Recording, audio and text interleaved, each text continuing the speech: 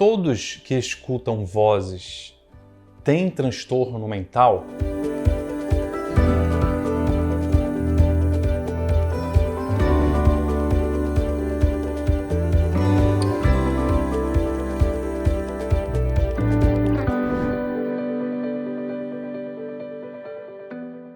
Esse é um ensaio bastante interessante que Allan Kardec faz na Revista Espírita de 1861 e depois insere, muito parecido com algumas mudanças apenas, em O Livro dos Médiuns, em que ele coloca um ensaio, uma teoria, sobre as alucinações.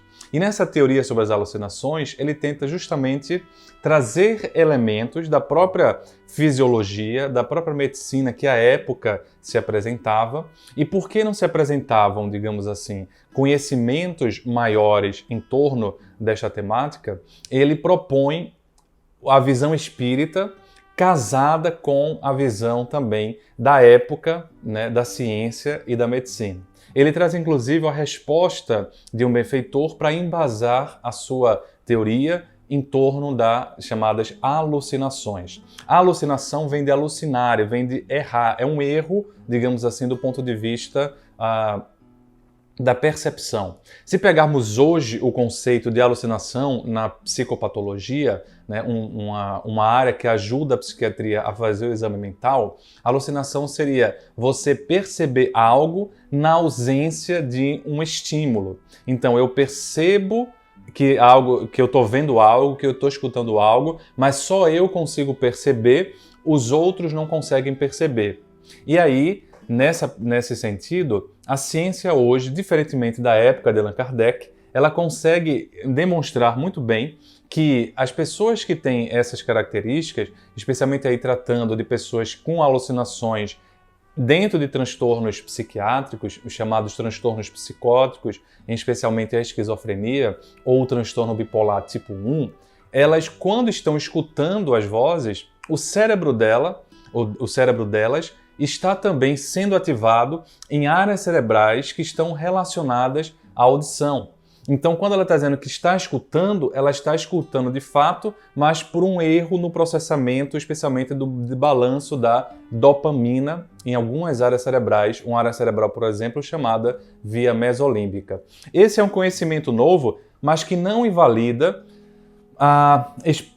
o ensaio que Allan Kardec traz, porque Allan Kardec considera, sim, que existem algumas alucinações, existem alguns fenômenos, que ele traz o nome lá na hora de ilusão, que se pegarmos com o conhecimento atual, a ilusão seria um outro conceito, é quando você tem um objeto e você percebe algo diferente. Então, por exemplo, eu estou vendo o meu computador, mas tem ali um computador, mas eu percebo um outro objeto, um gato, algum outro objeto. Isso seria de fato a ilusão. Então é óbvio que ali tem uns termos que precisam ser adequados do ponto de vista científico. Mas o fundo da ideia kardeciana ali é trazer o seguinte, olha, e é inclusive uma resposta embasada pelos benfeitores, olha, existem sim fenômenos que são mais patológicos, alucinações que podem ter esse nome porque não são visões ou percepções mediúnicas, mas dentro dessas percepções mediúnicas, dentro dessas percepções mais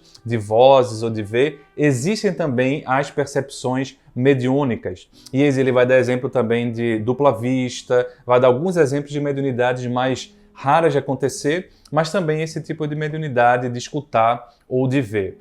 E aí, um ponto que é fundamental em Allan Kardec, nesse ensaio que está na Revista Espírita e também no Livro dos Médiuns, é que ele coloca um ponto que é fundamental. Como diferenciar uma coisa da outra? E ele coloca que a principal diferença é pela natureza do que aquela visão ou do que aquela voz diz.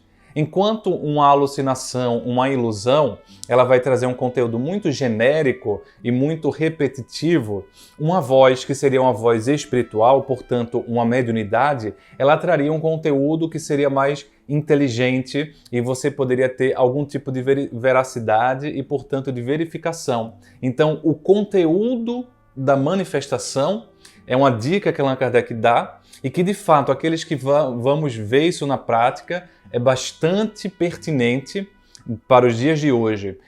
E então separar que, como ele diz, existem alguns fenômenos que são mais da ordem da fisiologia e da medicina e alguns fenômenos, e é isso que ele vai trazer de contribuição, da ordem da doutrina espírita, pelo menos para poder dar a explicação. E um ponto interessante é que a ciência de hoje ela vem estudando esses médiuns, que em outras denominações, por exemplo, no Reino Unido, na Inglaterra, eles na verdade nem são espíritas, são mais espiritualistas. Então lá tem vários estudos, como aqui no Brasil também, em que as pessoas têm estudado os médiuns e têm percebido o seguinte: olha, esses médiuns, eles não têm uma saúde mental pior do que pessoas em geral.